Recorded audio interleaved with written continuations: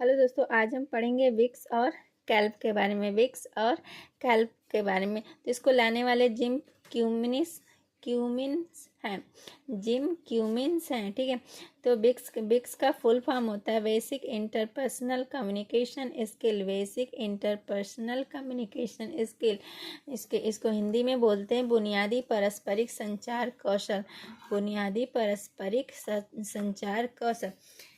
इसका use social होने के लिए किया जाता है, जैसे समाज में सामाजिक होने के लिए इसका यूज़ किया जाता है। ये रोज़ बोलने वाली भाषा होती है, जैसे ब्रिक्स जो होती है वो रोज़ बोलने वाली भाषा होती है। ब्रिक्स सामाजिक होती है, मतलब ब्रिक्स जो होती है सामाजिक होती है।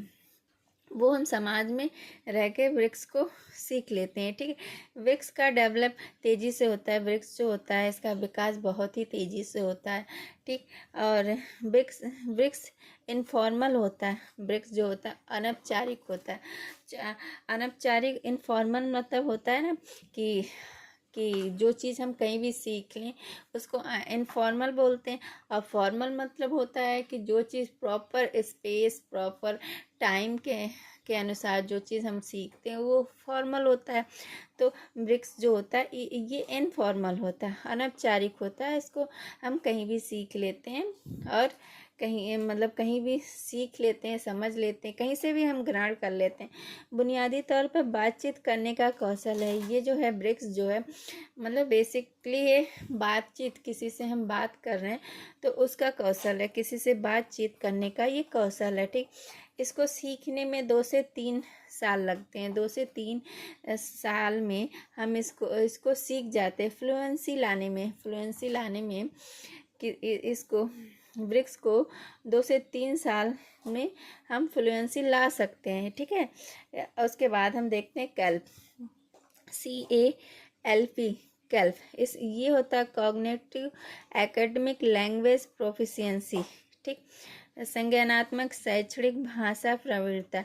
ये वो भाषा है जिसको हम स्टैंडर्ड भाषा कहते हैं, स्टैंडर्ड भाषा में यूज़ करते हैं, ठीक।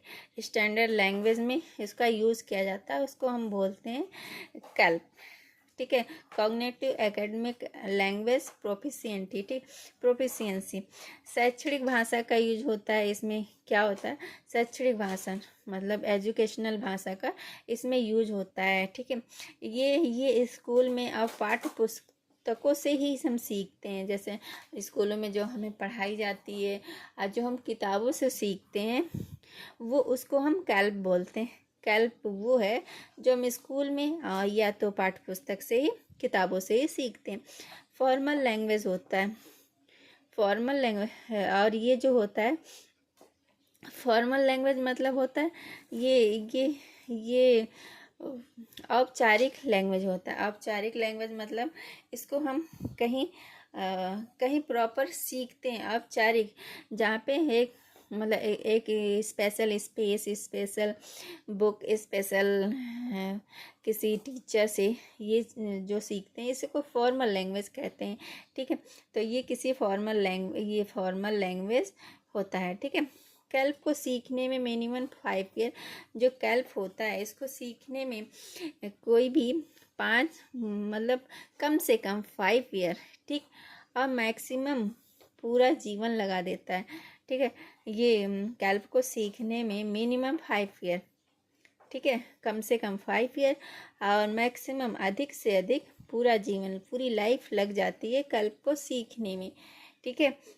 और कैल्प जो होता है अमूर्त विशेषता, कैल्प जो होता है वो अमूर्त विशेषता होती है, ठीक है। कैल्प को विकसित करने में, डेवलप करने में बहुत धीरे धीरे होता है। कैल्प का विकास बहुत ही धीरे धीरे होता है। जैसे इसमें वृक्ष का विकास बहुत तेज़ी से होता है, वो बहुत जल्दी सीख जाते हैं, ठीक है। उसी तरह कैल्प का विकास बहुत ही धीरे धीरे होता है, ठीक। ये मान लीजिए जो चीज़ हम बहुत स्लो सीखते हैं, बहुत ही स्लो सीखते हैं उसको हम कैल्प कहेंगे, ठीक। और जो चीज़ हम बहुत जल्दी सीख जाएंगे उसको हम वृक्ष बोलेंगे, ठीक है।